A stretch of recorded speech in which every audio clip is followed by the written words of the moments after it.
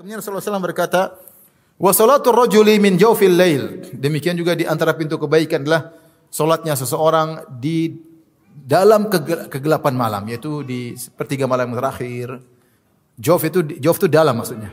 Di dalam malam, maksudnya di dalam gelap-gelapnya malam. Di antaranya sepertiga malam terakhir. Tsumma tala, kemudian Rasulullah membacakan firman Allah, tatajafa junubuhum anil madaji'i.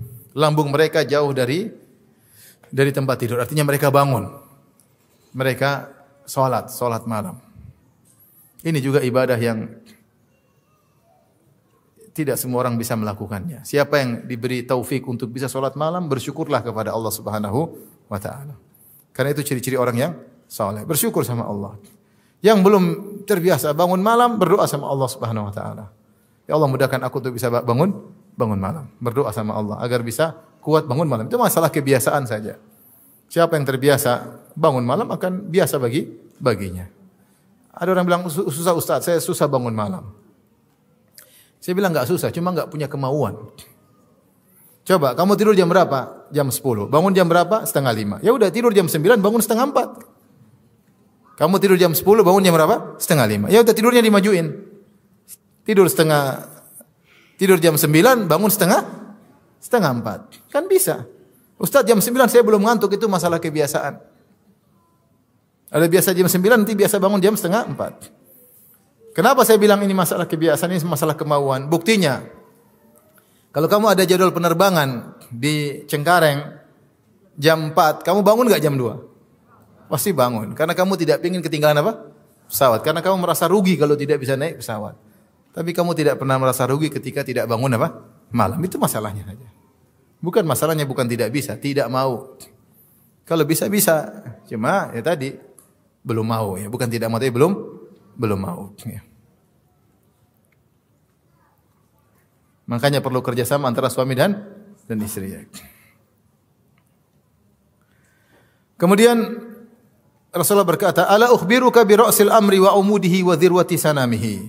Maukah aku kabarkan kepada engkau tentang kepala segala urusan dan tiangnya dan puncak dari segala urusan? Qultu bala ya Rasulullah. Tentu ya Rasulullah, kabarkanlah kepadaku. Qala ra'sul amr al-Islam. Kepala segala urusan adalah Islam. Wa amuduhu, dan tiangnya adalah salat. Wa dhirwatu sinamihi atau sanamihi al-jihad fi sabilillah. Dan puncak daripada segalanya adalah berjihad di jalan Allah Subhanahu wa taala. Ini pentingnya tentang Islam, tentang salat dan tentang jihad fisabilillah, jihad yang syar'i. Tsumma qala, ini yang jadi perhatian kita di akhir hadis. Kata Nabi sallallahu alaihi wasallam, "Ala ukhbiruka bimalaki dzalika kulli," atau bimilaki dzalika kulli. Maukah aku kabarkan kepada engkau tentang kunci semua ini? Kunci semua ini yang poros semua ini, semua amal saleh porosnya apa?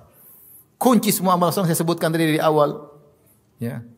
Baik sedekah, baik jihad, baik salat malam. Kuncinya apa? Maukah aku kabarkan kepada engkau kunci semua ini? Qultu ya bala ya Rasulullah. Kata Mu'adz, tentu ya Rasulullah. Fa akhadha bi lisanihi. Rasulullah pun pegang lisannya. Akhadha pegang ini. Artinya Rasulullah SAW benar-benar serius sampai beliau menjulurkan lisannya dan memegang lisannya.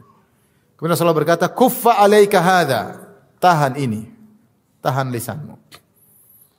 Mu'adz berkata, "Qultu," aku bertanya, "Ya Rasulullah, wa inna lamu'akhaduna bima natakallamu bih." Ya Rasulullah, apa kita akan disiksa gara-gara ucapan kita? Kata Nabi sallallahu alaihi wasallam, "Sakilat ka ummuk," ibumu kehilanganmu. Ini ucapan gimana kau sih? Masih gampangnya gitu. Gimana engkau ini?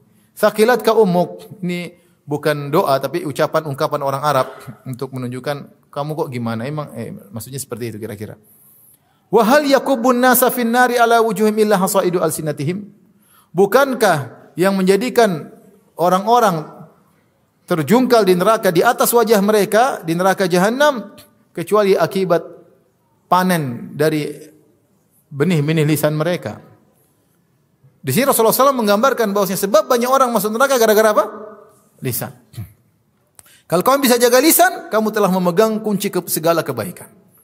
Ini dalil tentang pentingnya menjaga lisan. Karena kebanyakan orang-orang masuk neraka bahkan terjungkal dan digeret di atas wajah mereka gara-gara hasaidu alsinatim, akibat ulah lisan mereka. Maka ini semakin menekankan kepada kita agar kita benar-benar menjaga lisan. Jangan sampai salah ngomong. Jangan meremehkan masalah lisan, jangan meremehkan ucapan, jangan meremehkan komentar. Waspada bahwasanya dampaknya sangat